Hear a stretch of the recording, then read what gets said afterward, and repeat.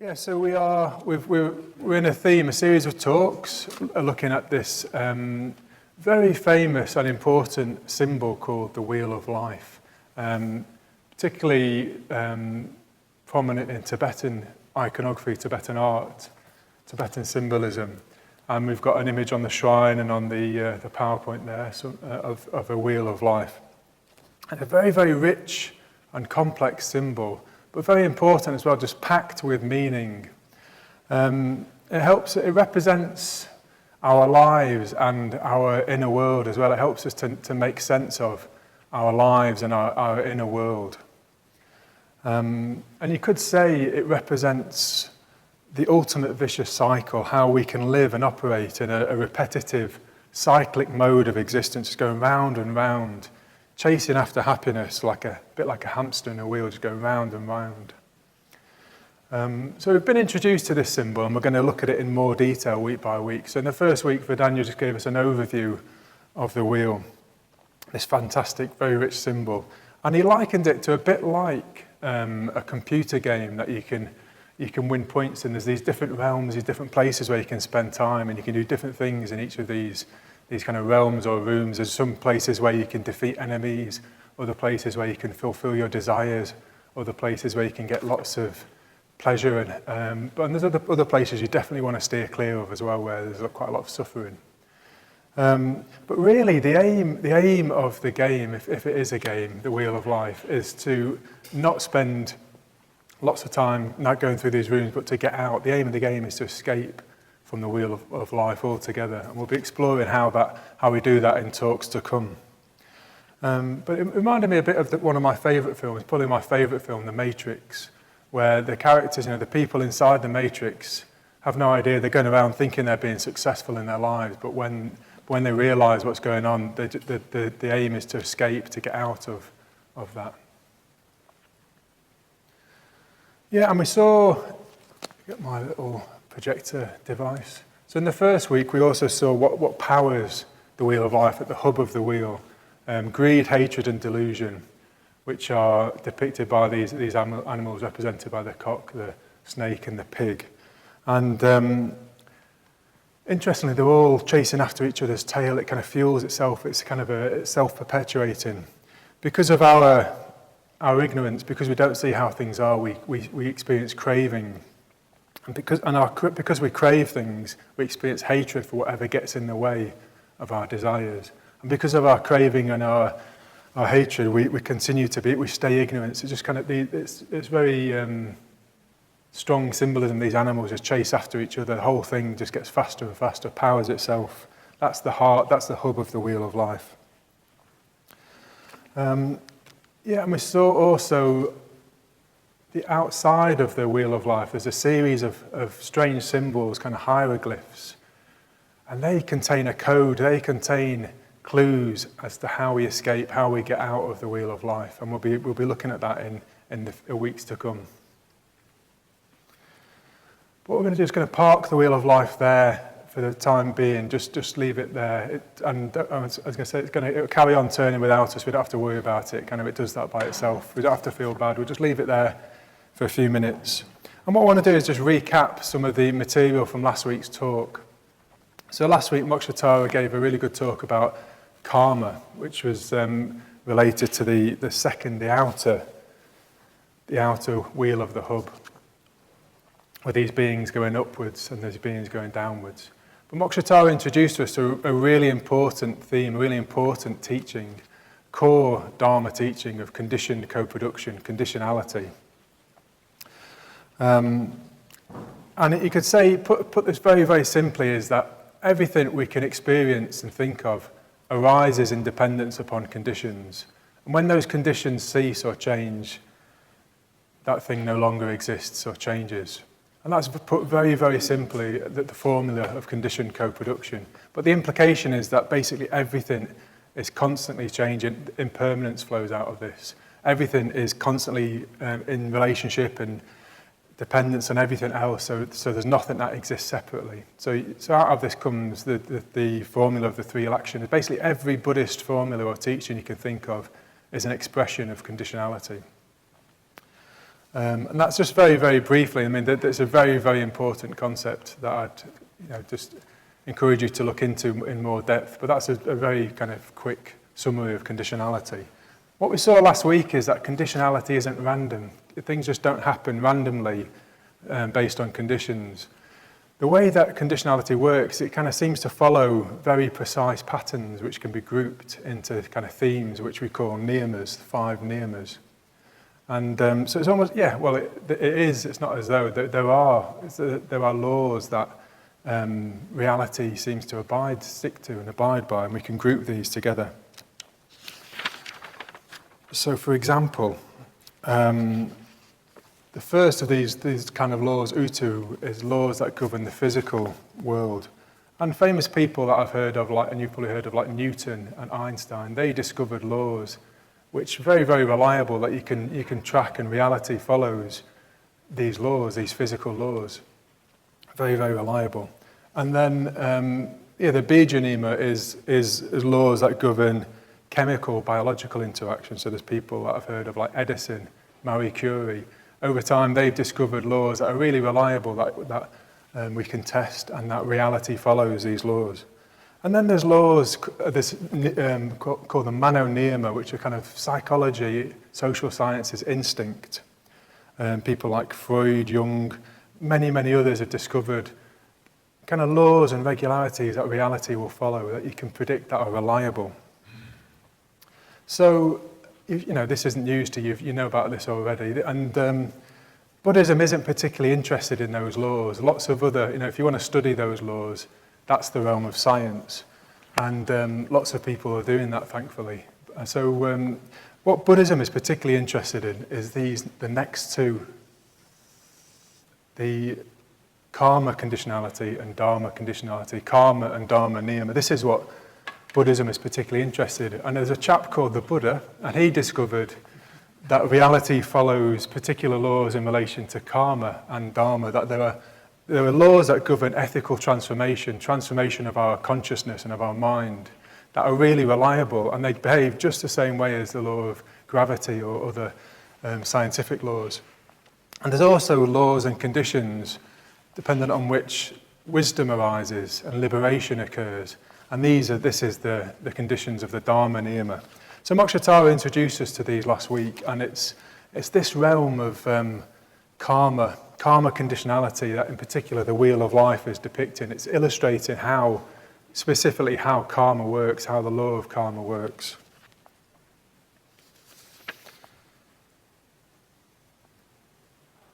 So Mokshitara was telling us last week, this second rim of the wheel of life illustrates how karma works, the law of karma works. That if we act ethically, our actions have consequences, and if we act skillfully and ethically, this is going to lead to happiness and liberation. And we've got beings making progress, become happy, going upwards. But also if we act unskillfully, that will have consequences, and we have beings tumbling downwards in states of kind of suffering, unhappy states. So the Buddha and the whole of Buddhism is concerned with human growth and liberation from suffering. And it has really practical focus on these laws, the law of karma in particular. It's a really, really practical teachings. And for me, this teaching on conditionality and karma is best summed up by the first 2 verses of the Dhammapada. So the Dhammapada is an ancient collection of sayings of the Buddha. And it's really, I think it's really important that the very first 2 of these verses are really significant verses. So I'm going to read, Mokshitara read them last week, and I'm going to read them again. And I'd encourage you to learn them by heart, memorize these verses, learn them by heart. Sangharakshita, our teacher, said, the teachings contained in the Dhammapada are literal truth and deserve to be engraved on our hearts in letters of gold or fire. So there's some encouragement. Really take these verses to heart. So I'll read them out now. Experiences are preceded by mind, led by mind, and produced by mind. If one speaks or acts with an impure mind, suffering follows, even as the cartwheel follows a hoof of the ox drawing the cart. Experiences are preceded by mind, led by mind and produced by mind. If one speaks or acts with a pure mind, happiness follows, like a shadow that never departs. So these verses, they capture in a very practical way the mechanics of the law of karma. So karma, as we heard last week, it's not about being judged, it's not about being punished for anything. It's simply a law like all the other laws of the universe, and it governs how our ethical choices and our actions have very real consequences. It's just a fact of life, like the law of gravity or any other scientific law. So our experiences are led and preceded by and produced by our mind. And this is massive. This is a massive statement. The whole flavour of the world we live in, our whole experience of the world, is determined by our inner world. You could say that we live in our own mental states more than we live in any kind of objective world out there. We inhabit and we dwell in our mental states. So I've got an example of this. The first time I really got this, understood this, I was about 13 or 14, something like that. And it's the first time I was taught to meditate at school in Sheffield. I was very, very, very fortunate that my RE teacher one day, for some reason, decided to teach us to meditate in the chapel in the Catholic school that I went to. And it had varying results. I remember some people fell asleep, some people kind of giggled and messed around and got sent out. But I tried to do it. I'd never done it before, never meditated before, and I suppose I was a good pupil. I just did what I was told and did the meditation. But I remember coming out into the classroom, out into the playground, so it was a break time, into the playground afterwards, and just being really struck, almost kind of puzzled or confused that the playground just looked very different. It just seemed very, very different than it had done before, and I couldn't kind of work out what had changed or why it was different or what had happened. And I didn't really know about the law of karma, and I didn't know about you do something skillful, your mind gets transformed and the way you experience the world gets changed. But I knew the world was different, and I knew it had something to do with the meditation. So that was a really important teaching for me about the power of meditation. And I tried to meditate on my own after that without really knowing what I was doing until I came across a Sangha, a spiritual community, many years later. So our experience of the world is conditioned by our mind. And this is huge. It's a huge statement. You might recognise something similar to this diagram from the introductory course.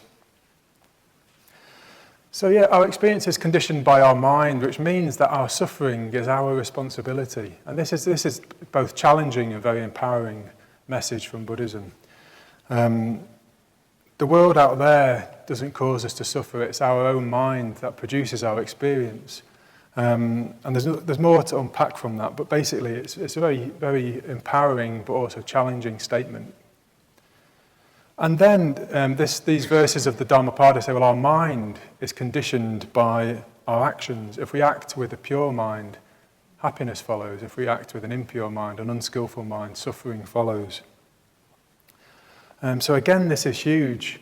Our experience of the world is conditioned by our mental states, and our mental states are conditioned by our ethical actions, which means that we are the ones in control. We can take charge of our transformation, the transformation of our consciousness. We can ultimately take charge of our experience of the world by producing better and better mental states through our ethical actions. So this is huge.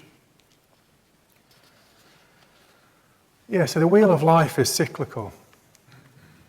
It goes round and round, it's repetitive, just with maybe more and more pace. It gets deeper and deeper. We build up deeper and deeper patterns of behaviour. And we get, if we act in the same way over and over again, we get a lot of momentum behind our actions. They become habitual actions. And then we cultivate habitual states of mind. It becomes our personality, who we kind of are. And then we kind of dwell in a habitual world. We kind of dwell in a particular type of world because of our states of mind that we produce. And if we act skillfully, if we can act ethically, it transforms your consciousness. If you act ethically, your consciousness gets transformed, just like mine did unwittingly all those years ago in the playground. And we grow, our consciousness grows, our emotions change, and we begin to live just gradually more and more in line with reality, more and more in line with the way things are. Our states of mind become clearer, And those are the conditions in which the Dharma niyama can arise. The more and more ethical we become, the more and more we're in tune with reality, and the more and more that wisdom can arise within us. But then the counter is true. If we act unskillfully, if we cultivate unskillful mental states, it cuts us off from the truth, it cuts us off from other people, and we can't see things the way they are.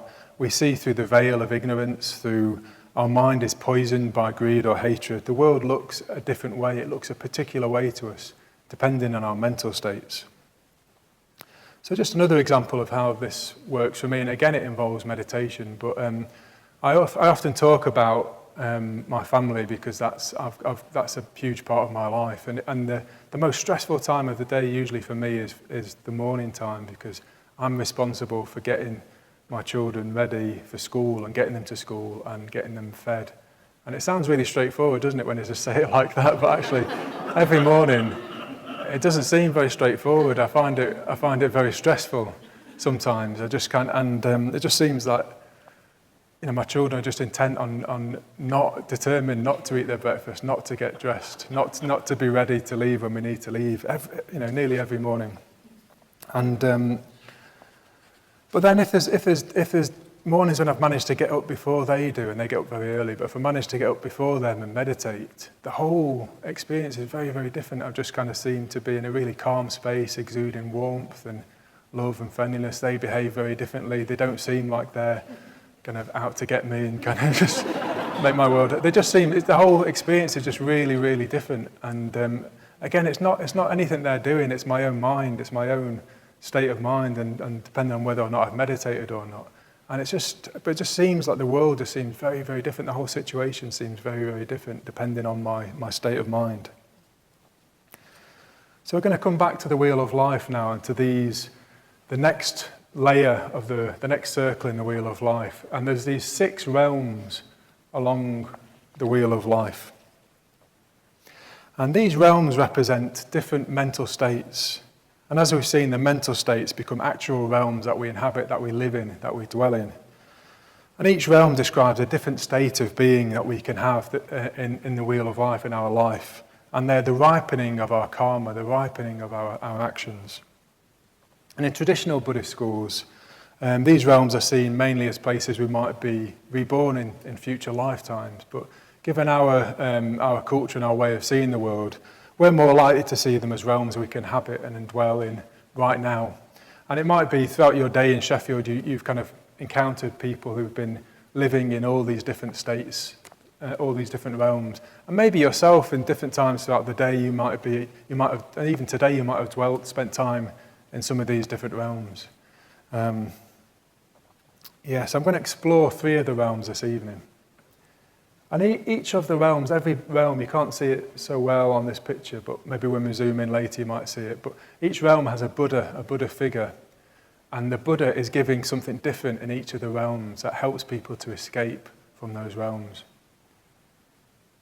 Actually, this idea of a computer game is getting more traction for me. It does seem like, there's ways of escaping from each of the realms. But what I would say is that it's worth reflecting on. The Buddha is offering something in each of these realms. So it's like, we can have this idea that we're doing this all ourselves, but maybe just hold open in your mind the idea that the Dharma niyama is also conditioning our experience. Like the reality, the awakened mind is trying to get us to wake up. Just like in the Matrix, Morpheus is kind of typing in, trying to wake up Neo. The Buddha is trying to get us out of these states of mind that we're in. Okay, so let's explore some of these realms. So firstly, and this evening, just to let you know, there's going to be three of the most unpleasant realms we're going to be looking at this evening. But we're looking at how to get out of them, so it's good. It's good news. It's useful information. There's another. This is from the wall of a temple, another image of the wheel of life. And then the first realm we're going to look at is called the Ashura realm, the realm of the Titans. So the Ashura realm, and this is an image that Vidanya found of an Ashura, and probably straight away you get the sense of what kind of personality, what kind of mental state an Ashura has. It's the realm of big egos, really competitive mental states. So successful people, and they're often called the Titans or the jealous gods. And in the Wheel of Life, they're depicted, you might be able to make this out, they're trying to fight with the beings in the God realm, the Deva realm, which we'll hear about next week. You can see kind of spears and arrows kind of flying at the Devas. And someone's trying to cut down the tree of the Devas. They're jealous of the gods they want to be at the top. They're not happy that they're not at the top. So it depicts people in the kind of state of mind in fierce competition with each other, out to look after number one at all costs. Power, exploitation. So in our world, we might meet titans, we might meet Ashuras, particularly in the business world sometimes, in the kind of the fierce competition of the business world. Maybe sometimes in politics, maybe in sports sometimes. So I've got an image of politicians. There's lots of politicians to choose from. So this is not. I'm not kind of saying anything by this, but these are some examples of politicians, Ashura figures, people who, I suppose it seems clear from their actions that what's important to them is power, and but this could be true of a whole host of politicians, business people. These are ones that was easy to find images of. But in our world today, many people think being an Ashura, being a Titan, is what it's all about. That's what we should be. We should be competitive. We should be powerful. We should be at the top of our game, whether that's in career, in property, competing for promotion with other people. This is what progress, the idea of progress is to be a Titan, to be competitive. And it can seem great while it lasts, but all of these realms, they're not permanent. They last for a little while, and then we fall out of them. So it may be an Ashura is successful for a little while, manages to be at the top for a little while, but then they fall, and it's a pride who comes before a fall. They fall. When they're no longer special and they no longer have power, they suffer greatly, a great amount of suffering. Vidania told the story in week one of Margaret Thatcher. It seems like quite a sad story, just having all this power, being at the top, the Prime Minister for 3 terms, but then there was a particular moment when her cabinet turned against her and voted her out, and she was pictured leaving with just tears streaming down her face in the car. And so the world is a very fiercely competitive world. People won't hesitate to stab you in the back, metaphorically, in the world of the Titans, of the Ashuras. So what kind of examples might we experience this kind of state or this kind of realm, this kind of environment? Try and think of examples when you've been in these kind of states and the kind of worlds, the kind of realms that it creates for you. I was thinking of myself of ambition, and when ambition creeps in. Sometimes ambition can be helpful, but sometimes it's just about me. It's about me getting ahead of other people, kind of conceit, me being kind of higher up than other people. And if I'm not careful, sometimes and sometimes you might relate to the spiritual life in this way. Oh yeah, I've got a caser. So that makes me kind of powerful. That makes me a kind of an authority, or that I'm competing. If you're not careful, getting responsibility can be mixed motives involved. Yeah, so we can watch out for that. Maybe in your business, your kind of place of work. I haven't worked in a traditional place of work for quite a long time, but I can remember back to my previous jobs, experience of kind of office politics that I thankfully didn't seem to at the time be too much caught up in, but I was on the receiving end of it a couple of times. I remember one time I'd confided in a colleague of mine something which was potentially kind of damaging to me, and then just one very painful experience of going on holiday and coming back and finding out that she had grassed me up. She'd kind of told the managers, and it came back and I was in a whole world of trouble. I'm just feeling really upset and kind of betrayed, but also just this unpleasant world of competition and kind of, in a way she wanted to make sure I was below the pecking order in that particular workplace. And then another my place of work after that, when I really worked really hard on a piece of work that meant we retained an important client in the company I was working for, and then my boss got a promotion for it, and I kind of felt really upset again, that kind of this kind of cutthroat world of he was getting the credit and he was getting the promotion. So I just had a kind of little taste of the world of office politics and the kind of the world of Titans in that way. Maybe sometimes it's family conflicts, competing with our siblings to see who is the kind of favoured sibling. Occasionally I kind of fall into that with my brother and my sister. Keeping up with the Joneses is a phrase we use where our neighbours have got a new patio, so we get a new patio, or they get a new car, so we have to get a new car. They've got a particular extension, we have to get an extension. There's a kind of competition in terms of houses and the domestic life and property.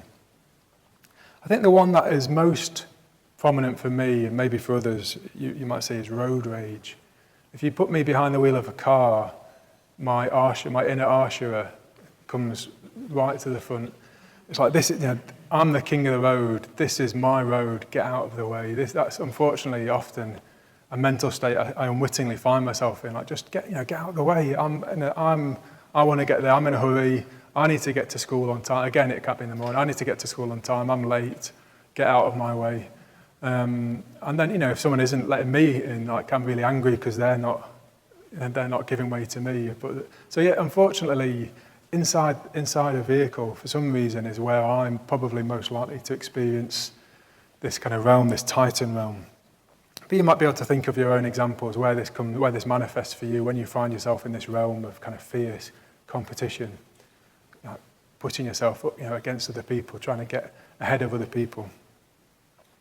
So in each of the realms, I was saying that the Buddha offers something to escape, a way out of this. And what the Buddha offers to Asuras, the people in the Asura realm, is a sword of wisdom. He offers the sword of wisdom, which is really interesting. So it's often said that people with this kind of Asura personality, fiercely competitive, have an aptitude for wisdom, for knowledge. Maybe an intellectual type, maybe someone who's impatient with vagueness and fogginess and really wants to cut through to the truth about things. So it could be that there's some Asura tendencies common in academia and among scholars that, that's something to look out for. Yeah, so you might, if you are an Asura personality, if you kind of find yourself inhabiting this kind of realm more often than not, then you need to be thinking about cultivating wisdom, engaging with the Dharma, studying the Dharma, reflecting on the Dharma, maybe connecting with one of the wisdom figures, the archetypal figures of wisdom. And then I had a different perspective on this as well, which is that I think actually, from my experiences, and someone said this in a team meeting earlier, if I'm in the Asura state, what gets me out of it is a kind of glimpse of wisdom in the form of seeing that I'm not separate from other people. Actually, I'm trying to compete against other people, but suddenly I become aware that this is another human being. It's not, and then I get removed out of that state. I get out of that Asura state. It's that glimpse of wisdom where I see the emptiness of that distinction between me and the other person. I've been in that mode of trying to compete against other people, seeing myself as separate to them, and suddenly there's a kind of reality breaks through and I can see we're interconnected, we're not different, we're the same. Or it might be I've been, an Asura is chasing after fame, status, wealth. But then just seeing it, just a glimpse of reality kind of breaking through, and they see that these things are empty. There's no, fame has no kind of inherent existence. It's like the wind, the worldly wind that's blowing. There's nothing substantial to it. So it may be, for a Titan, it could be a brush with reality kind of smashing through, breaking through. It might be a fall from grace, like with Margaret Thatcher. It could be a personal tragedy, loss, bereavement, or somehow reality breaks through. They get a vision of reality, just a brief glimpse of interconnectedness, this emptiness of distinction between self and other. Okay, so if you're in an Asura realm, it may be that the Buddha needs to offer you either the Dharma to reflect on, or reality just needs to give you a slap in the face in a way, just to kind of shake you, just to make you see things differently, to kind of say, so an Asura might be humbled by reality. Okay, so the next realm is the realm of hungry ghosts. So hungry ghosts is depicted here and here, also called Praetors, Praetors. They're beings with very, very big stomachs. They're depicted as beings with very, very big stomachs and tiny, tiny throats and necks. And sometimes with really short arms, and they can't reach their mouths to put food in. But if they manage to get food, it doesn't satisfy them, or sometimes even harms them. It turns to flames or to swords even sometimes. It's a very, very graphic description of addiction and neurotic craving the kind of these very, very powerful and harmful states we can get ourselves into. So it illustrates the nature of neurotic craving. What we crave in the situation where what it is that we're craving can never meet the need, and instead it actually harms us. So it's Shantideva, someone we often quote from, a very famous Buddhist figure. He says that it's like drinking salt water when you're thirsty. You drink it, but it makes you more thirsty. It doesn't quench your thirst. And he also describes this kind of craving as being like honey on a razor's edge, which is even more graphic, that you kind of lick the honey, but it cuts deep. The karmic consequences cut deep. So, yeah, if we are like this, if we're craving something that can't satisfy us, we're going to be like hungry ghosts. We only get hungrier, and we get bigger tummies, and our craving makes our eyes get wider and bigger when we see the kind of objects of our desire. So maybe this is actually more the realm of our society. We do have a society with titans and ashuras, but we probably have a lot of hungry ghosts as well. We live in a consumer society fueled by the advertising industry. And for our own sake, we need to resist this. We need to get off that treadmill, and we need to practice stillness and simplicity and to cultivate contentment. Okay, so what's your poison? I thought would be a rhetorical question I would ask. Various logos, and each one is a way. It's like this could be a complex symbol of like a modern wheel of life. Each symbol represents a realm that you can get sucked into and waste lots and lots of time in and leave really unsatisfied, and it might even be harmful. We've all got our own kind of version of this, our own vices, and some are more normalized and socially acceptable, and some can be really highly destructive and are socially unacceptable. I mean, others seem less harmful on the surface, but they point to these hungry ghost states, and they leave us unsatisfied and can be harmful. So, yeah, for example, there's obvious things like drug addiction, alcohol addiction. People can really easily, unfortunately, fall into these kind of addictive patterns, and they can cause all kinds of destruction for themselves and the people around them. More recently, I've been hearing a lot about gambling addiction, just the dangers of gambling addiction, and just hearing how companies seem to target people in poor areas. There's lots of betting shops open up in poor areas, and it becomes normalised through football and sports sponsorship, and there's really, really easy apps that you can get that you can open up and gamble. But I was hearing an account of an ex-football player talking about his own gambling addiction and just the harm it caused, the kind of real desolation, just kind of never satisfied, always looking to get more money, to borrow money, to be able to get to gamble more, and how easy it was to get access to gambling. So gambling addiction is a real problem for people. And then there's the top left one there, internet porn. It can seem really convenient, harmless fun, practical way to fulfill erotic desire. But then it can be highly addictive. And when you look at the actual situation of kind of pixels on a screen, it's actually, there's nothing there to satisfy, and can be dehumanizing, leaves you cut off from the actual people involved, real human beings around you, leaves you unsatisfied, and just being, it can be highly, highly addictive for people. Then there's chocolate on there, which is better than sex maybe, but highly addictive, and it's not easy to just have one piece of chocolate and just stay with that. It's just highly addictive. We want more. We want a whole bar of chocolate, and it can lead to really destructive problems, health problems, obesity, diabetes. Other junk food, I've not put other junk food up there, but it's just normalised, adverts everywhere, endorsements everywhere in schools, sponsoring children's football and swimming baths, just this kind of addictive food which is just doesn't fulfil that actual need of nutrition, which is what we're looking for. And then there's things like Netflix and YouTube, box sets. It's so easy just to watch the next one on a loop. It just starts by itself, just automatically. The next program comes on, and then the next one. Very difficult to stop.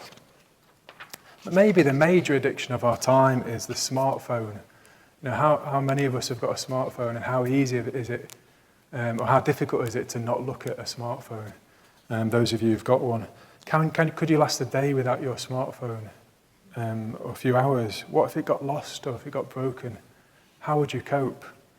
So people can suffer like serious withdrawal symptoms from not having access to their smartphone. And I've heard reports, I don't know if these are true, just on the news, about them being studies showing that they're super addictive and can have a damaging effect on people. So just something to throw in there, that the smartphone could be the kind of hungry ghost elephant under the carpet, the kind of thing that we don't realise we're so addicted to. So you get the message, our consumer societies cultivate a whole population of hungry ghosts. And the effects can be really harmful to us as consumers. But also harm is often caused in the various production lines of our vices, whether it's the sweatshops that produces our cheap clothing or our smartphones, or the actors in the porn videos, people around us, our loved ones that are harmed by addictions to gambling or alcohol. Basically, it's not a pleasant realm, the hungry ghost realm. It's not a pleasant realm. And just thinking of a personal example of a hungry ghost realm, I was thinking of a holiday I went on, a kind of a beach holiday, a kind of almost like a luxury beach holiday a few years ago, and it was on the coast in Italy. And I couldn't bear it, actually. I couldn't bear it. I found it very, very difficult. And I just remember looking around the beach, all these people kind of sunbathing and having ice cream. For a few days, I just really stuffed my face full of ice cream. I get sunburnt very easily, so it helps me to not kind of, I don't like it very much being in that kind of conditions. But I just looked around, and it seemed like a scene of desolation, actually. I just looked around, and it just looked like a barren desert. Actually, people just seemed unhappy. Their faces didn't seem happy. Everyone was surrounded by pleasure, but there didn't seem to be anything of value or substance. I couldn't find anything of value or substance there. It was just pleasure and distraction, and like a real hungry ghost realm, actually. There wasn't anything of real nourishment there. So hopefully you'll have different experiences than me to your holidays abroad, but that for me was a real taste of what seemed to me like a hungry ghost realm. I didn't like it. So there's a couple of caveats to say about this. First is that there's nothing inherently wrong with most of these things. What is unskillful? It's our addictive, neurotic relationship to things that causes the harm for most of these things. It's our attitudes which are unskillful rather than the thing in itself. And we're fueled by great greed and craving, and we become trapped in addictive cycles. And it just leaves us feeling more empty. It doesn't satisfy us. And I remember another example is I've got a really sweet tooth, and being in a restaurant and being so obsessed with the dessert and which dessert I was going to have that I wasn't really tasting the main course. I'm paying all this money for a main course, and I wasn't aware of it. I was just thinking about the dessert. And we can spend so much time obsessing about the thing we're craving for. We don't get pleasure. We don't actually get real pleasure that's available from what's happening right now. The simple pleasure just. Even on a small, subtle level like that, it just leaves us empty of actual nourishment. And then the second caveat is, well, actually, sometimes you might choose to consciously and deliberately distract yourself and go for some kind of short-term pleasure. It might be what you need, and you're the best judge of that. There might be a situation where the right thing to do at that particular moment is just to distract yourself. And in that situation, you try and choose a kind of more healthy, less addictive for you, positive distraction as possible. But sometimes that might be that you might consciously choose to distract yourself in that way. But what I would say is bring awareness into that situation. Be clear, and then you can become clearer and clearer about what the consequences are. You can make a more informed choice about what you're doing. Okay, so what's the way out of this realm? We've heard a lot about this realm. What's the way out of it? So the Buddha in the Hunger Ghost realm, in the Preta realm, offers us food that really satisfies, food that really nourishes us. So if we have and consume what is truly satisfying, truly nourishing, we're freed from that sense of emptiness that we're trying to fill with the craving. So we need to ask ourselves questions, and these might be questions you take into the group or questions you take away to reflect on, but What do you know doesn't satisfy you even though you've tried it many, many times? That might be a question to reflect on. What leaves you feeling empty and unsatisfied? And when you're grasping neurotically after something, what need is there a need that you're really trying to fulfill? What is it that you're really looking for when you're grasping or craving after something? So for an example for this, I had a friend who used to buy a lot of motorbikes and gadgets. And when I talked to him about it and we're just exploring why he did this, he was telling me that when he was a child, his dad didn't used to show him affection very often, but would buy him gadgets or would buy him a camera or a gadget. And then he worked out, well, actually, he was doing this. He was kind of compulsively buying gadgets or sometimes motorbikes because he had an underlying need for affection and for love. And this was him kind of acting out or trying to repeat that experience. So maybe just ask that question, is there an underlying need that isn't being satisfied by what you're looking for, but could be satisfied by something else? What are the underlying conditions? It might be loneliness or self-esteem. What is actually going on? And then another question, another way to reflect is what actually does satisfy you? What really does satisfy you? What really does nourish you? And for me, it's definitely meditation. I've talked about meditation a couple of times already. And just this afternoon, at this lunchtime, I did my sadhana practice, Amitabha sadhana, and it just transformed my day. It just transformed my experience. I just felt in a completely different, like a different person actually, just completely different after I did it. I was so pleased that I just chose to meditate at lunchtime. Just beautiful states of mind can open up through meditation. It always refreshes my consciousness if I'm in kind of stale or sometimes negative states. Meditation refreshes me, refreshes my consciousness, helps me to feel content and at ease. So another thing that can really nourish people is friendship. Real communication with other people can really nourish people. It might be reading the Dharma, reading a Dharma text. But we can cultivate stillness and simplicity, and we can cultivate contentment. Just reflect on what it is that you appreciate in your life. What do you have already? Maybe you've already got enough. You don't need it. You probably have already got enough. You don't need anything more than you already have. So just really reflect on that. Appreciate what you already have and how that we already have, in a way, far more than we need probably. And then another thing that really nourishes for me and for lots of other people is beauty, contact with beauty, whether that's through art, through nature, through meditation, or it could be from living a beautiful life, just knowing that you're living a life with meaning, a life based on values, something that's really important and beautiful, can really satisfy and nourish you, make you content. So, and one other thing that came out in a discussion in our group earlier was focusing on other people. With that state of craving, hunger ghost, neurotic state of craving, you're focusing on yourself, what you want for yourself, on your own emptiness. You can get out of that through metta, through looking at other people, focusing on other people and what you can give to them. You can get out of a kind of poverty mentality into a sense of generosity and abundance. So there's a few ideas, what the Hungry Ghost realm might look like for us and how we can get out of that. And then finally, another unfortunately unpleasant realm to look at again, which is the hell realm. The hell realm. And in a sense, there isn't really anything I can say which is humorous or kind of funny or jokey about the hell realm, which is really, really unpleasant. If you either have been or know somebody in these states of mind, it's just deeply unpleasant and difficult to experience or see somebody experiencing. And these are people, the people who dwell in the hell realm would be beings in states of extreme mental suffering.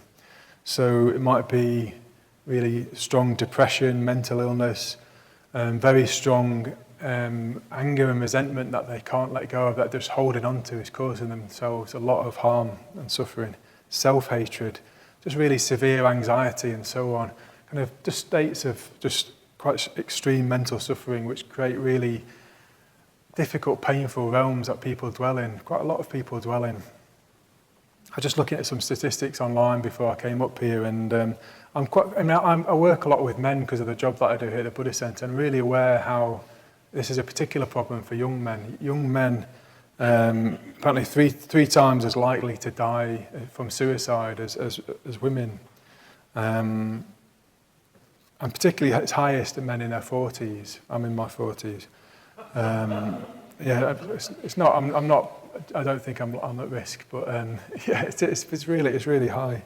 And there's also a question mark about actually some of this might be karmic, but there's these other realms, these other niyamas I talked about. So for quite a few people, it's kind of biological bija regions. Like there's just might be kind of chemical reasons why they're suffering in this kind of way, or maybe kind of the mano niyama.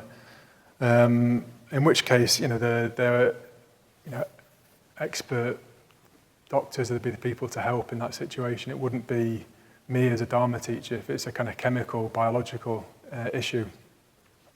But there can be, I think I've also known friends in this situation where severe anxiety is born out of a habit, or depression is born out of a habitual way of thinking, seeing the world. It can get more and more into a deeper rut. It can come through habitual views and stories about the world, and it can lead to kind of getting deeper and deeper ruts, their emotions and depressive cycles. So myself personally, I feel fortunate. I've not dwelt in kind of hell states a lot in my life. I feel very fortunate about that. I've kind of lived in states with quite strong anxiety in the past, kind of background anxiety in my life, particularly when I first came to the Buddhist Centre. And it did affect how I see the world. I could always be imagining what would go wrong, and then in some ways bringing that about, I would kind of precipitate, I'd make that happen just by thinking about the worst eventuality, and more often than not, I'd kind of bring it about. Occasionally I still get stressed, and I mentioned about kind of the mornings often might be the time of the day if I'm going to get stressed. That's the time when it's going to happen. But I'm very fortunate for me, this realm, the hell realm, isn't so familiar to me personally. But however, I've had some very good friends and some relatives who have spent periods in very distressing states, and they live or have lived at times in really unpleasant states, maybe unable to sleep, unable to function, unable to leave the house, maybe wanting to harm themselves. Even at times I've had friends who want to take their own lives. Really, really difficult to see and be with people who experience this type of suffering, very extreme suffering. And what the Buddha offers to people in this state, so if you have been in this state or know someone in this state, or maybe someone who's listening to the talk online who's in a very difficult state, what the Buddha offers to people in the hell realm is balm that relieves suffering, just relief from suffering. Because maybe before people can think about the Dharma or think about wisdom, before any of that, they just need relief from very severe suffering. So the Buddha offers balm, the Buddha offers relief from suffering.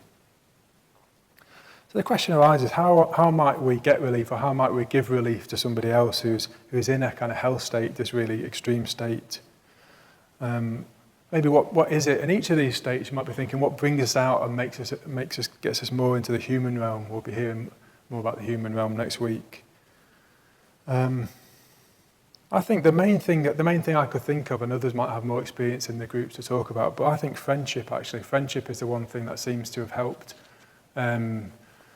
Friends I've had who've been in difficult situations, it's friendship that seems to have helped. That's the one thing I've seen to be able to offer, the balm of friendship. And not trying to fix it for people, because you can't fix it, and that in a way can just sometimes make it worse. You can't necessarily fix it for other people, but you can just be with them. You can kind of be a friend to people, witness their suffering. Sometimes we want to fix it because we can't cope with the fact that our friend's suffering, but if we could just be with them, just quietly sit with them, that can be a great balm, just to have companionship in a difficult time. Sometimes just bringing a positive state without, again, trying to force positivity on somebody and say, it's all going to have a cup of tea, cheer up. But just bringing your own positive outlook can draw people out of a positive outlook. I just remember one time a friend was in a very, very suicidal state, just spending time and just having a positive conversation, just in a way engaging with the state that I was in, helped to bring a perspective to him. Very quickly, it changed, his kind of state of mind transformed. It was very strong experience actually, but just being a friend to somebody, bringing positivity, being with them, bringing kindness, witnessing their suffering without trying to change it or fix it, I think is the best thing that I could think of. Others of you might have a lot more experience with that. in a way, the knowledge of impermanence, just helping people to have that perspective that this is going to change, it's not going to last. That can help people to be able to cope with difficulty as well. But there's some good news actually too, because this isn't a pleasant realm to dwell in or to dwell upon. But there's some good news as well. If you are somebody who is in a hell realm or has been in a hell realm, if you manage to get out of a hell state, you get out of it with a lot of momentum to practice, a lot of spiritual practice. People who've suffered extreme states of suffering can very quickly make progress in the spiritual life. Because you're armed, you're fueled with that desire to move away from it. You definitely don't want to go back there. So you'll practice at all costs. You're not going to be complacent like maybe I might be. There's a danger of me, for myself, of complacency. But if you've really suffered and you know what that's like, you'll really practice and you'll have a lot of momentum, a lot of motivation. So in a sense, from a Dharmic perspective, having spent time in a hell realm and coming out of it is a positive experience, because you come with really fueled, really with motivation to change and to transform. So that is the good news. And then another blessing that can come from this is an empathy. You know what it's like to suffer. If you've really suffered, you can help other people. You can just be there with other people when they're suffering. If you've been in a hell realm and you've come out of it, you know what that's like. And when other people are dwelling there, you can empathise with them, you can connect with them, you can support them. And that is really, really valuable. So there are a couple of pieces of good news if you ever find yourself or have found yourself in a hell realm. Okay.